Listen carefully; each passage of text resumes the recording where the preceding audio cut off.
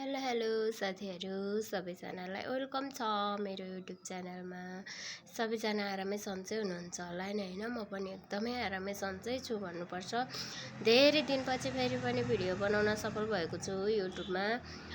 अस्तिदेखि भिडियो बनाउँछु भन्ने सोचिरहेको थियो साथीहरू, तर टाइम नमिलेको कारणले चाहिँ मैले भिडियो बनाउन सकिरहेको थिएन नि।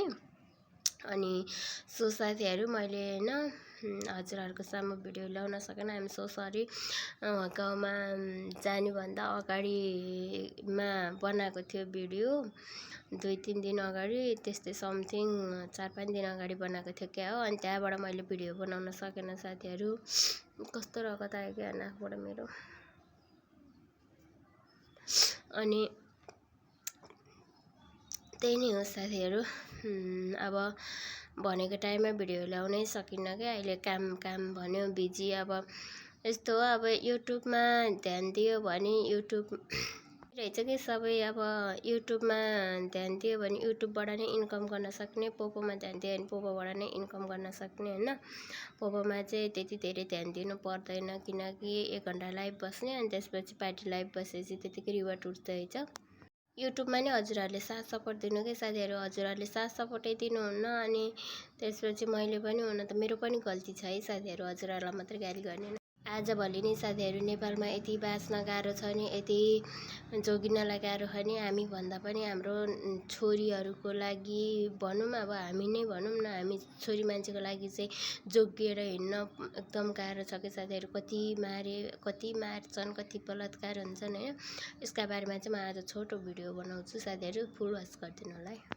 अनि को कहाँदेखि हेर्दै हुनुहुन्छ सबैजना स्वस्थ व्यस्त हुनुहोला। अनि सबैजनालाई सेवा भन्नलाई चाहिँ जो लापा नेवारी भाषाबाटै बोल्नु पऱ्यो नि हैन। कहाँ सेवा र मेवा भन्ने त नि आफ्नो भाषा बोल्ने नि हैन साथीहरू। हाम्रो यो नेपालमा छ नि, नेपालमा एउटा केही घटना घटेको हुनुहुन्न हैन। उनीहरूको बारेमा चाहिँ केही सोच्दैन, केही विचार गर्दैन। जुन मान्छेले अब एउटा केही गरेको छ नि, अब त्यो चुनाव अगाडि एउटा कान काटेर फालिदिन्छु भन्ने थियो नि, उनीहरूको बारेमा, उसको बारेमा त कति मान्छेहरू कतिहरू अगाडि बढेको थियो त। अहिले जुन यस्तो ठुलो घटना घटिरहेको छ, यसरी हत्या भइरहेको छ, खोइ त उनीहरूको पक्षमा कोही बोलेको छैन, के गरेको छैन। ए भगवान्, म त के हो यो नेपाल देख्दा पनि कहाँ गएर चाहिँ हामी चाहिँ सुरक्षित हुने रहेछ र। जता गए नि असुरक्षित, जता गए नि असुरक्षित। त्यही भएर मलाई भने साथीहरू, मलाई त बोल्न नि आएन बच्चा, के भयो जिब्रो पनि। धेरै दिनपछि भिडियो बनाएर होला क्या। अब चाहिँ रेगुलर जस्तो जानिन्छ त्यस्तै एउटा भ्युज भने नि आउँछ, त्यस्तै भिडियो लिएर आउनु पर्ला। अनि अर्को कुरा साथीहरू, मैले चाहिँ पोपोबाट इन्कम गरिसक्यो 2-3 हजार। 1 महिनामा 3 हजार, अर्को महिनामा 3 हजार गरेर 2 महिनामा 6 हजार भइसक्यो। तपाईँहरूले पनि युट्युबमा साथ सपोर्ट दिनु त मलाई। अनि म पनि युट्युबबाट नि इन्कम गर्न सकौँ। अनि बसी भन्दा नि यताउता घुमेर भिडियो बनाउँदै कन्टेन्टहरू लिएर आउँदैछ। अनि त्यसपछि बल्ल अरूको काम गर्न नपरोस् न, आफै हैन घुम्न नि पाइयो अनि भिडियो नि बनाउन पाइयो, इन्कम नि भयो भन्ने रे के। त्यस्तो दिन त कहिले आउने हैन। हामी जस्ता अब दुखी मान्छेको, हामी जस्तो मान्छेहरू यस्तै। म चाहिँ आज थोरै छोरीहरूको बारेमा, छोरो भन्दा नि छोरीहरूको बारेमा थोरै शब्द भन्न चाहन्छु, किनकि मेरो पनि छोरी छ हैन। भोलि यो घटना नघट्ला भन्न सकिन्न।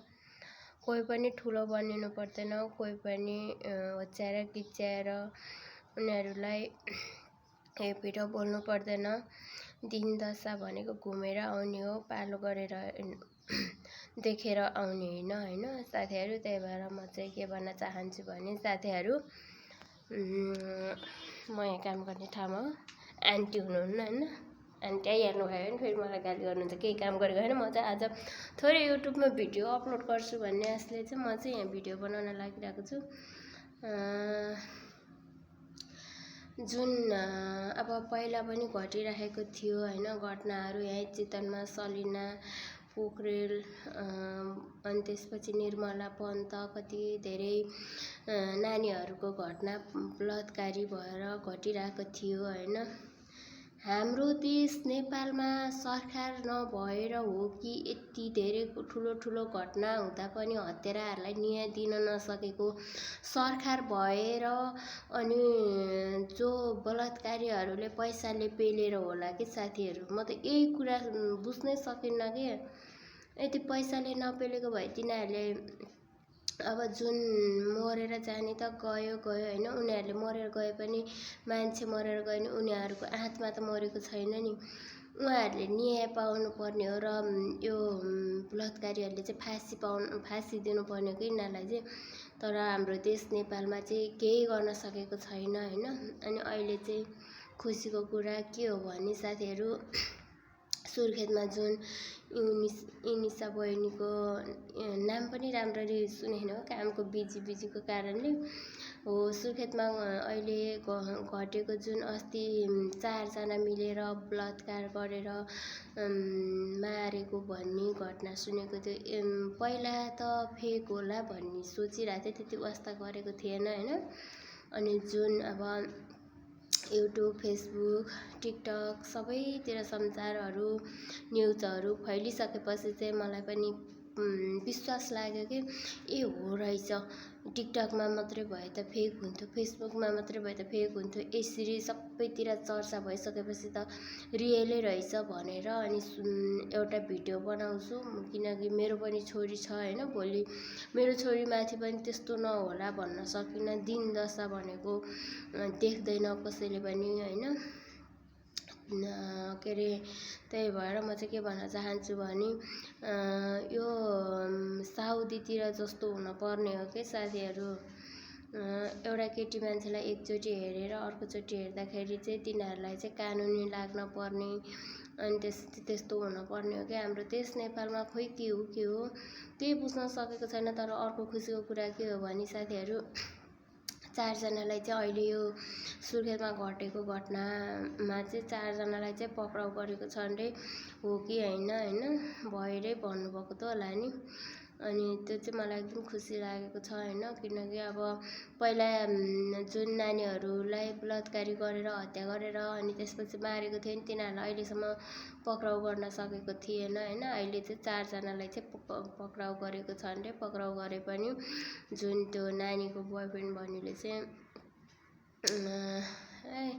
भाग्नको लागि अब हुन्छ नि फुत्किनको लागि चाहिँ कहिले के भने भनेर गरेको छ अरे। त्यसो भन्यो भनेर त्यो त्यति सजिलै के अरे हुनु हुँदैन। जसरी त्यो नानीलाई चाहिँ हैन तर्पाई मारेको थियो त्यसरी नै त्यसलाई पनि हामीले देख्नु पर्यो। तर्पाई राख्नु भएको हुन्छ नि त्यसरी नै तर्पाई मार्नु पर्यो कि त्यसलाई पनि। मान्छेले मान्छेको ज्यान लिन्छ भने त्यसको पनि ज्यान लिन सक्नुपर्छ क्या। अनि बल्ल यस्तो घटनाहरूबाट सचेत हुन्छ मुक्त हुन्छ क्या।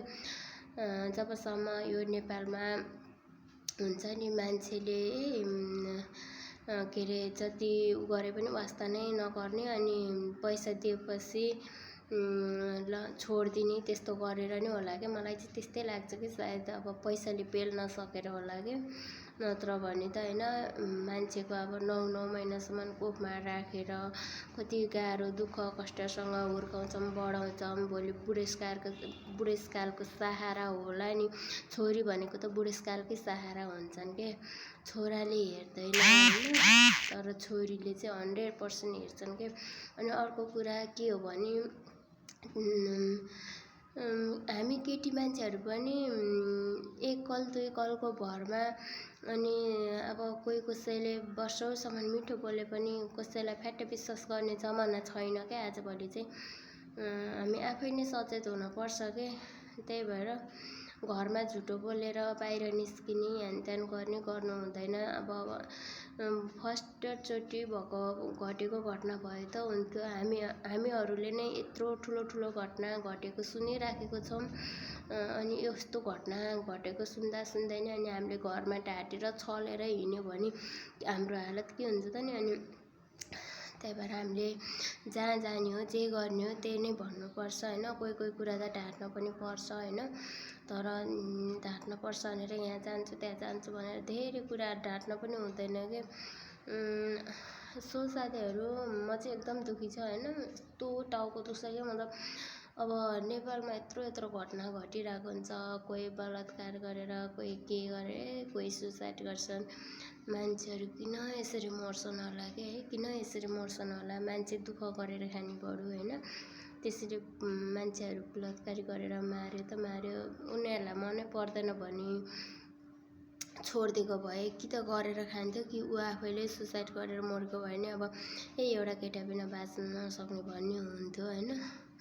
तर त्यसरी नै अरूको ज्यानै लिन चाहिँ गलतै लाग्छ क्या मलाई चाहिँ। भोलि मेरो पनि छोरी छ होइन, मैले पनि अब सानैदेखि म एक्लैले हुर्काएको, म एक्लैले साथ सपोर्ट दिएर होइन, भोलि गएर मैले अहिले यति सङ्घर्ष गरेको छु, भोलि गएर मलाई दुःखमा साथ देला कि भन्ने आशले मेरो छोरीलाई लेखाउने पढाउने भविष्यको बाटो देखाउने गरेको छु होइन। भोलि गएर यही चाल भयो भने मेरो के हालत हुन्छ। त्यही भएर साथीहरू भन्दा पनि म चाहिँ के भन्न चाहन्छु भने यो नेपालमा चाहिँ एकदम कडाभन्दा कडा सजाय हुनु पर्यो र यस्तो मान्छेको ज्यान लिनेलाई चाहिँ त्यसको पनि ज्यान लिन सक्नु पर्यो कि साथी। म त के गर्ने होला, कसरी हो कि मान्छेहरू है।